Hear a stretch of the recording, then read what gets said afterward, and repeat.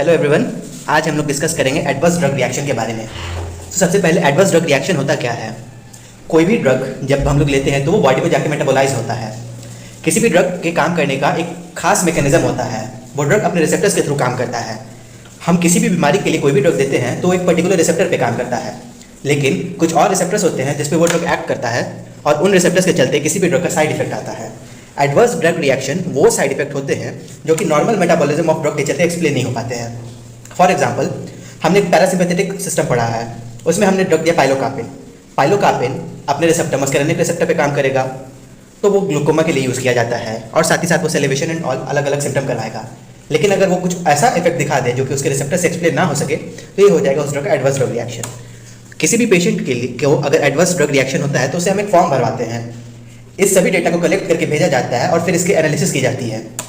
इसी तरह से किसी भी ड्रग के अलग अलग इफेक्ट्स को जाना जाता है। तो ये आप देख सकते हैं, ये है एडवर्स ड्रग रिएक्शन का फॉर्म। सबसे पहले हमें पेशेंट का इन्फॉर्मेशन लेना होता है। इसमें देख सकते हैं पहले पेशेंट डिटेल्स भरा जाता है। पेशेंट डिटेल्स को सीक्रेट रखना रहता है, पेशेंट का नाम नहीं देना रहता है, इसलिए इसे हम लोग इनिशियल्स में देते हैं। पेशेंट का नाम डिस्क्लोज नहीं किया जाता है। दूसरा है पेशेंट का एज या फिर उसका date of birth, patient male है या फीमेल, उसका वेट। देन हम लोग ड्रग रिएक्शन पे आते हैं। सबसे पहले हम लोग बताएंगे कि ये इवेंट स्टार्ट कब हुआ, देन ये इवेंट स्टॉप कब हुआ। अगर पेशेंट को हॉस्पिटलाइज करना पड़ गया किसी एडवर्स ड्रग रिएक्शन के चलते तो इस कॉलम को ब्लैंक छोड़ दिया जाता है। फिर आता है कि पेशेंट को हॉस्पिटल लाने के पहले इस इवेंट कब शुरुआत हुआ था, तो इसे हम कहते हैं onset lag time. Suppose patient को 15 फेब को इवेंट स्टार्ट हुआ किसी ड्रग के चलते एंड 16 को वो पेशेंट हमारे पास आया तो उसका ऑनसेट लैग टाइम होगा 24 आवर्स। देन हमें डिस्क्राइब करना है उस रिएक्शन के बारे में। किसी पेशेंट ने किसी भी ड्रग को लिया, अब उसे रिएक्शन हो सकता है, किसी को हाइपर सेंसिटिविटी हो गया, किसी को पेन हो गया या पेशेंट को डिजीनेस लगने लगा, कोई भी रिएक्शन जो कि इस ड्रग के चलते हुआ हो। देन हमें बताना पड़ेगा कि कौन सा ड्रग पेशेंट को प्रेस्क्राइब किया गया था, जिस भी बीमारी के लिए उस पेशेंट को वो ड्रग दिया गया था।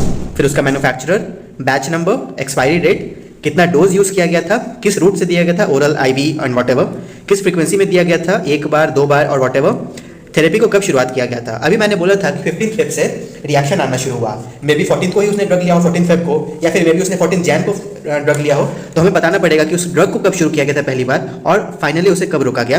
देन हमें इंडिकेशन बताना पड़ेगा। सपोज कोई एक पेशेंट है हाइपरटेंशन का, उसे हमने दिया प्राजोसिन, तो हमें लिखना पड़ेगा उसका इंडिकेशन क्या था। एंड यहाँ पे सपोज उसे हेडेक होने लगा, उसे बेहोशी आने लगी और वो पेशेंट गिर गया।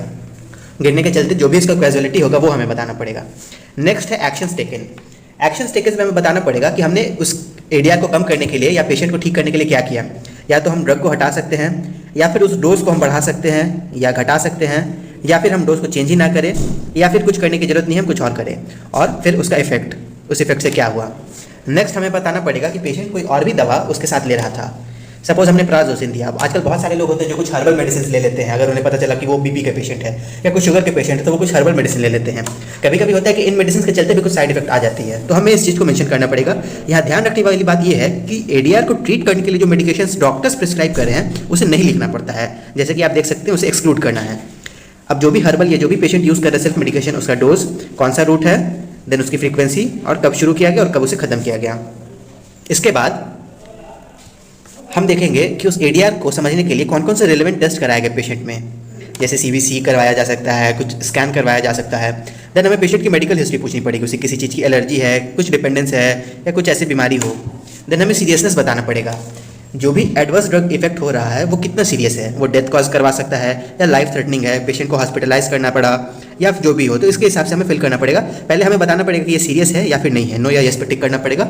एंड देन फाइनली उसका आउटकम बताना पड़ेगा, पेशेंट रिकवर कर जाता है या फिर अभी रिकवर कर रहा है और व्हाटएवर। तो इस तरीके से हमें इस फॉर्म को भरना है। फाइनली आता है रिपोर्टर्स डिटेल। रिपोर्टर्स डिटेल में हमें बताना पड़ता है कि कौन से डॉक्टर है या नर्स है या व्हाटएवर पैरामेडिकल स्टाफ है जिसने कि इस एडवर्स ड्रग रिएक्शन को बताया। पहले आता है हमारा name and professional address, then pin code, email address, occupation and signature, और फाइनली हमें एडिशनल इन्फॉर्मेशन देना पड़ता है अगर कुछ हिस्ट्री रहे पेशेंट का। तो यही है adverse drug reaction. Thank you.